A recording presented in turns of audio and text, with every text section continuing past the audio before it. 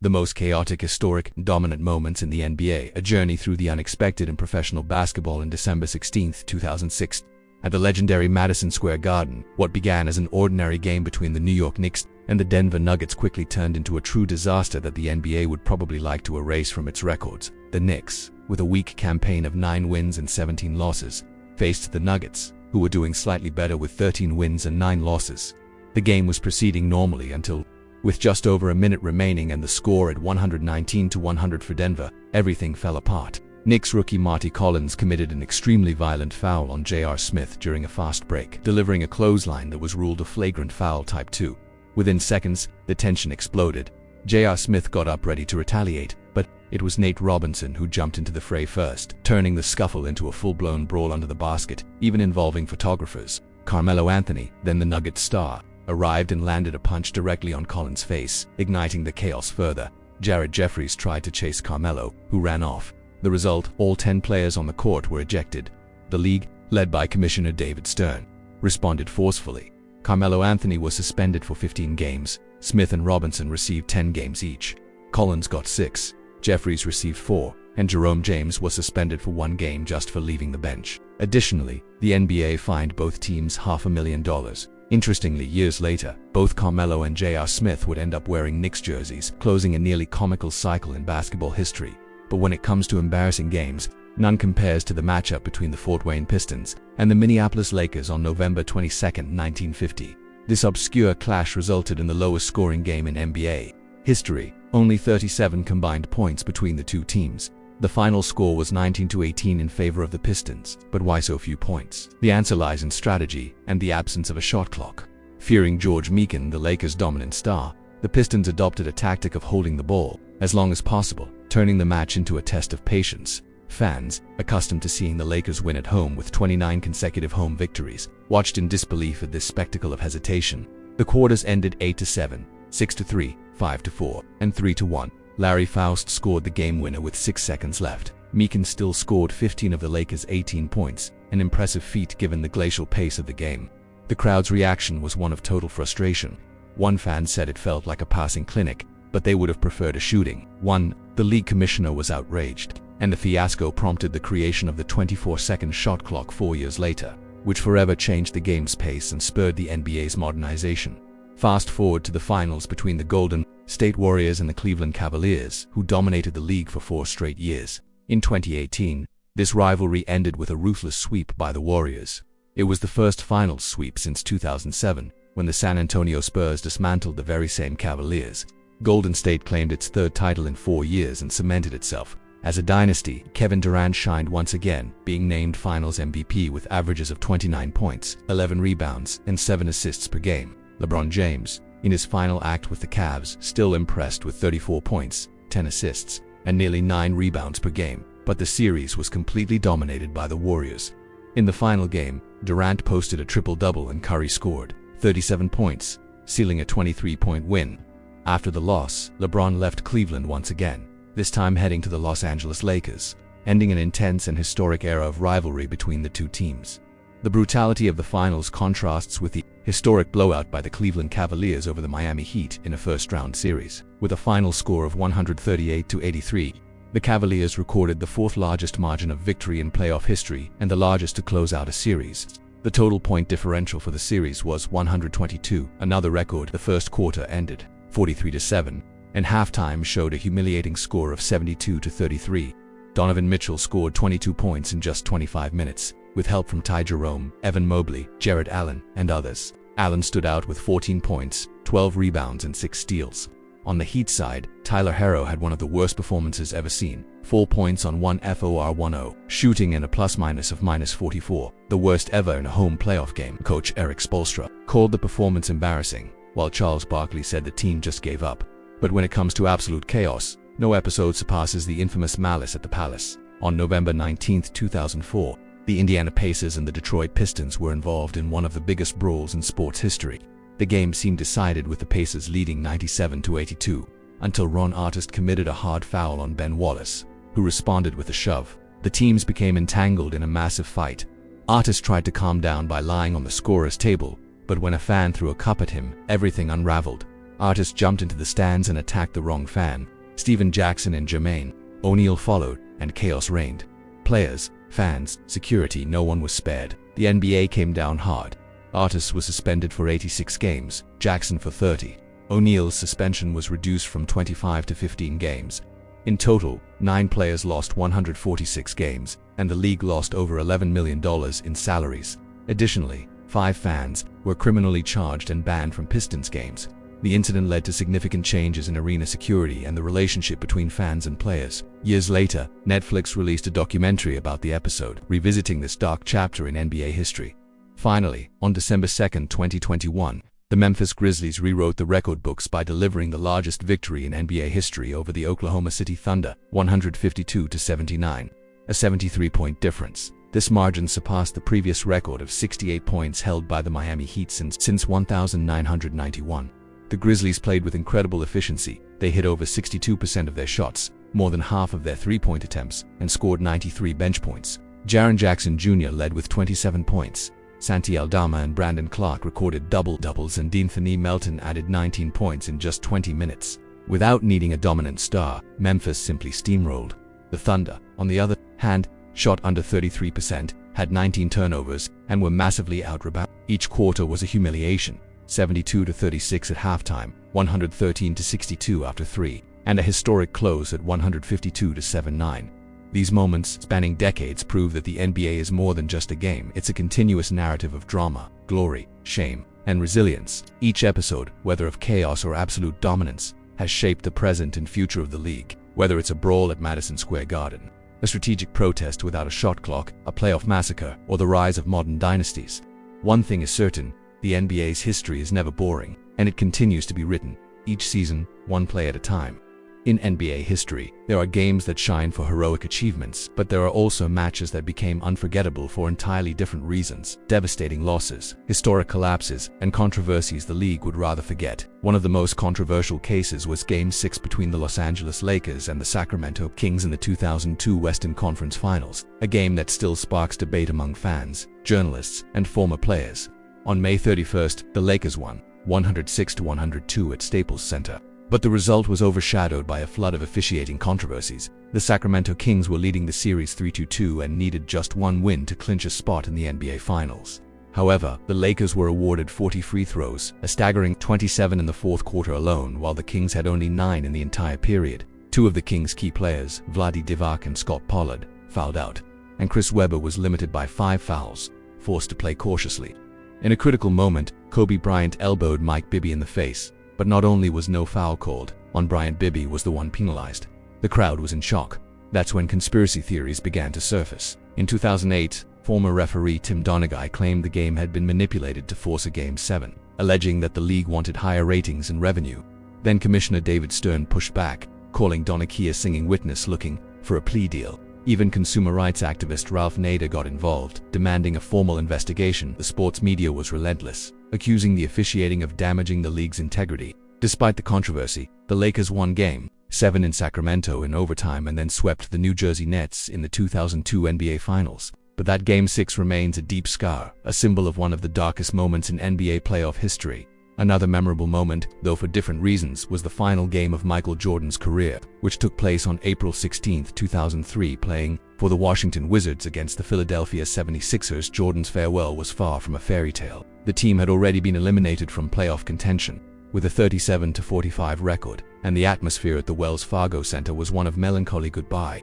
At 40 years old, Jordan played 28 minutes, scored 15 points, grabbed 4 rebounds, and handed out 4 assists. It wasn't a legendary performance, but it was full of symbolism.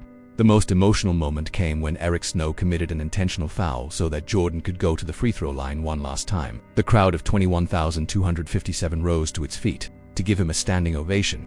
Allen Iverson scored 35 points and prevented any hope of a farewell victory. The game marked the end of an era, and the epilogue was even harsher. At the end of the season, Wizards owner Abe Pollin fired Jordan from his front office role, ending the greatest player's journey with a loss and a dismissal. No tributes, no red carpet. Fast forwarding in time, on May 15, 2022, the Phoenix Suns suffered one of the greatest collapses of the modern NBA era in a Game 7, facing the Dallas Mavericks at home.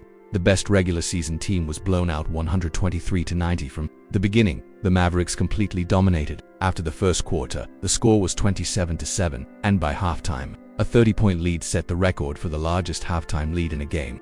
Luka Doncic and Spencer Dinwiddie combined for 48 points in just the first half, the same total as the entire Suns team. Luka finished with 35 points in just 30 minutes, Dinwiddie added 30, and Jalen Brunson had 24. Dallas shot 57% from the field, nearly 49% from three, and was perfect from the free throw line. Meanwhile, the Suns' stars simply vanished. Chris Paul scored only 10 points, and Devin Booker made just 3 of 14 shots for a total of 11 points. The 33-point loss went down as one of the largest margins in a Game 7 and marked the Mavericks' first win in Phoenix since 2019. Luka became the first player since Shaquille O'Neal in 2002 to score 35 points in a Game 7 against the top team in the regular season. The Suns, all they could do was watch as the Mavericks lit up the court. Now, going back in time, on April 10, 1999, the Chicago Bulls delivered one of the worst offensive performances of all time.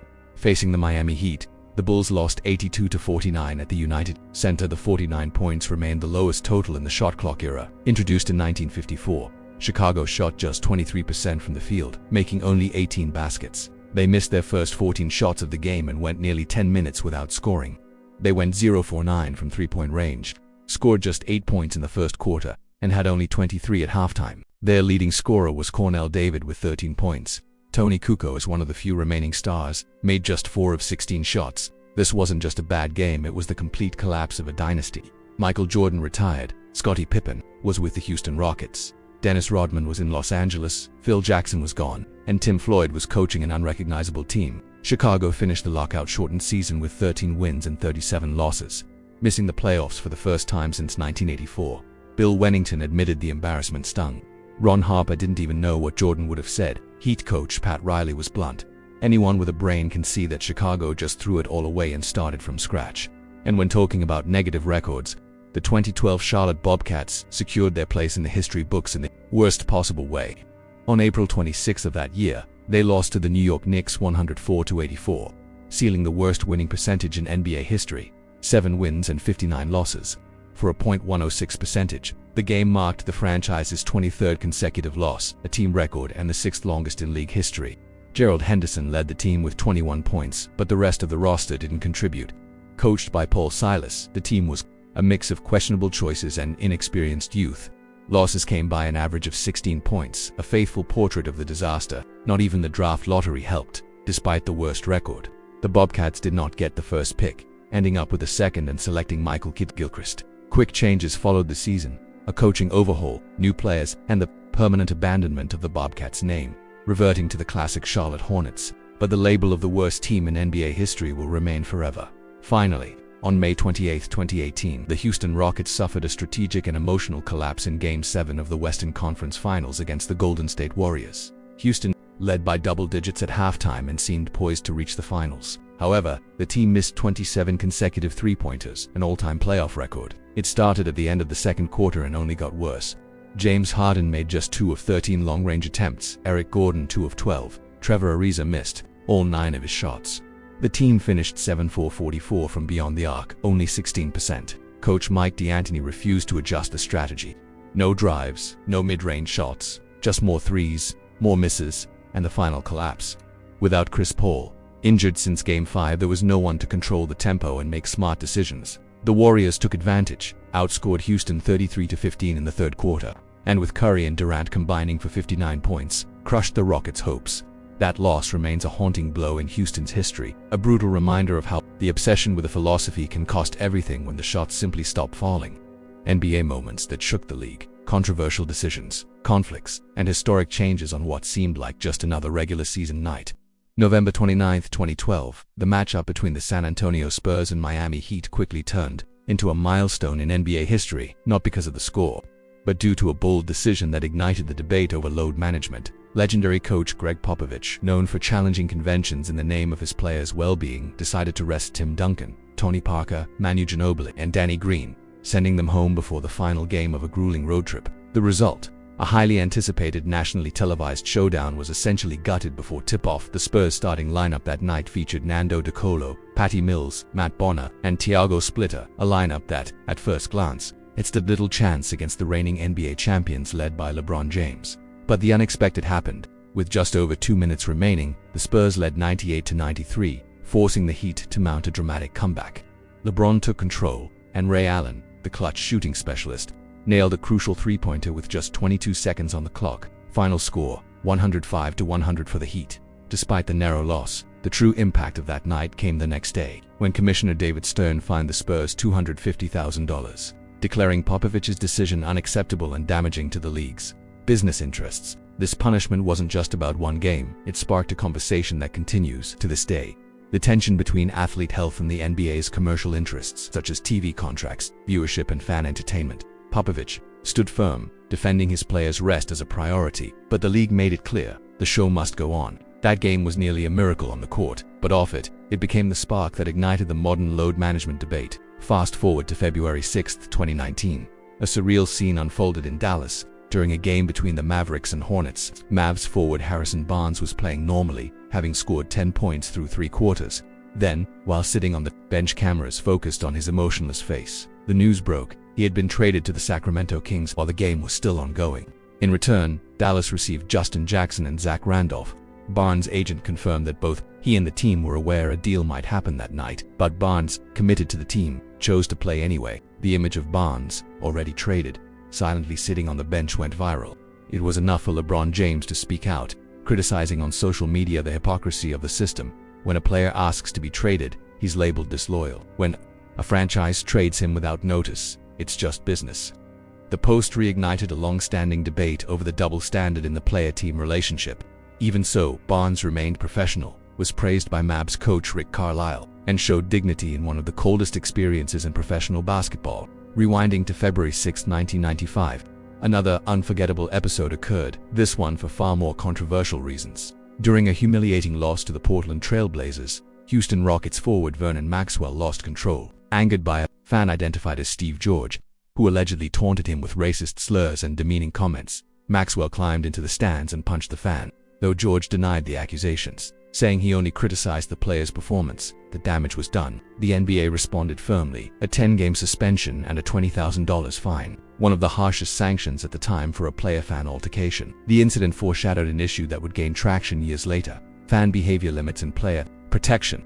Maxwell always stood by his version, but the league used the episode as a warning. Crossing certain lines, regardless of motive, would have serious consequences. June 20, 2021. Game 7 of the Eastern Conference semifinals between the Philadelphia 76ers and Atlanta Hawks. That night, Ben Simmons' career changed forever. With Atlanta leading 88-86 and just over 3 minutes left, Simmons had a clear chance to tie the game. He beat Danilo Gallinari and found himself face-to-face with the much smaller Trae Young. But instead of finishing the play, Simmons passed the ball to Matisse Thybulle, who went to the free throw line and made only one.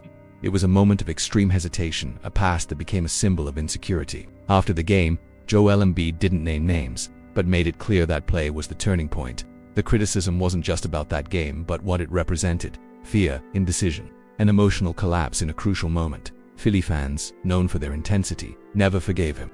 Simmons never played for the Sixers again. The game that was supposed to be the team's crowning moment became the turning point that ended the Simmons era in Philadelphia. Back to 2009. Game 1 of the Eastern Conference Finals between the Cleveland Cavaliers and Orlando Magic. Everything seemed set for LeBron James to begin an epic march to the finals. LeBron delivered a colossal performance: 49 points, 20 of -30 shooting, 8 assists, 6 rebounds, 3 steals, and 2 blocks. But despite his MVP-worthy effort, the Cavs let the win slip away. They led by 15 at halftime, but collapsed in the second half. LeBron's supporting cast faltered, shooting just 14% from 3, while Orlando, with Dwight Howard and Rashard Lewis, spread the floor and exploited Cleveland's defensive gaps. Lewis hit the game winner with 14 seconds left, and the Magic won 107-106. That loss wasn't just a stumble, it derailed the Cavaliers and denied fans the long-awaited LeBron versus Kobe finals matchup many thought inevitable. Orlando won the series in 6 games and redefined what it took to win in the superstar era. November 29, 2015.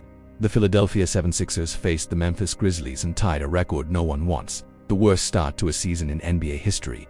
A 9-8-4 loss dropped them to 0-18 and extended their losing streak to 28 games, the longest in North American Major League history. The Sixers led by 5 points in the fourth quarter but committed 25 turnovers and were outscored 15-1 in the final minutes. Still in the midst of the process, The team had promising young players like Jaleel Okafor and Nerlens Noel, but virtually no veteran leadership.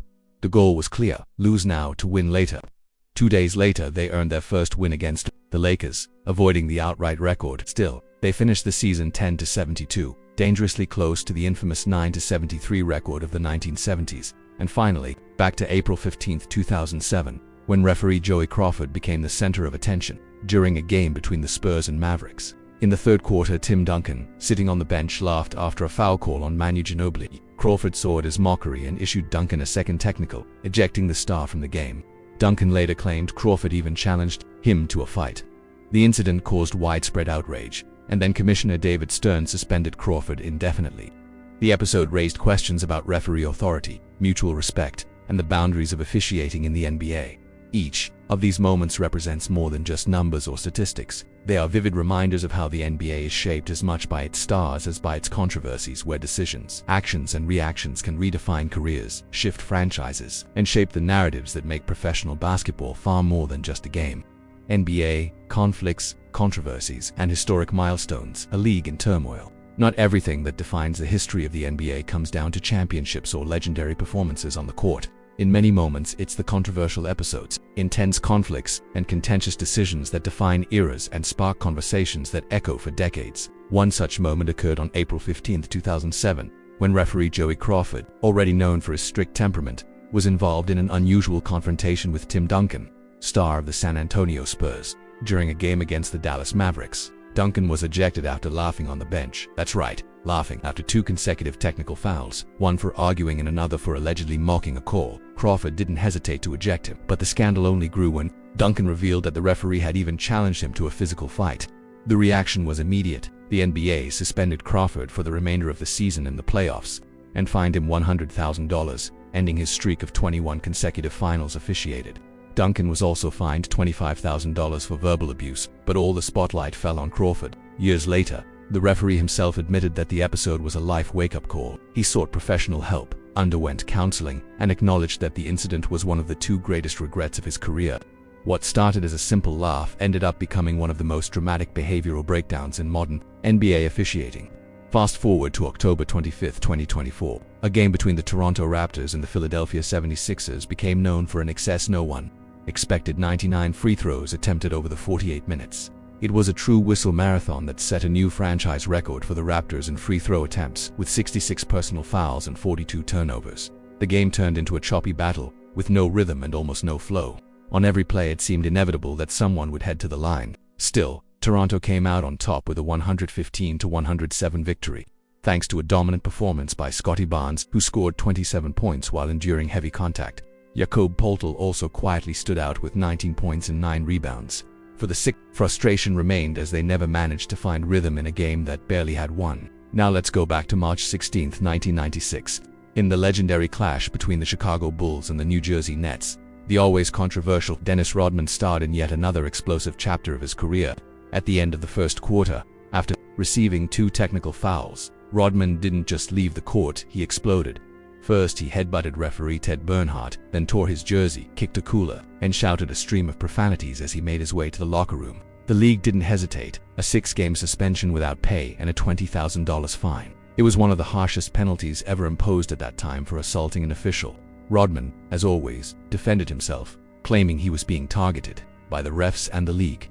He said they were picking on me and that everything was ridiculous. Despite the turmoil, he returned and helped the Bulls complete one of the greatest campaigns in history: 72 wins and only 10 losses.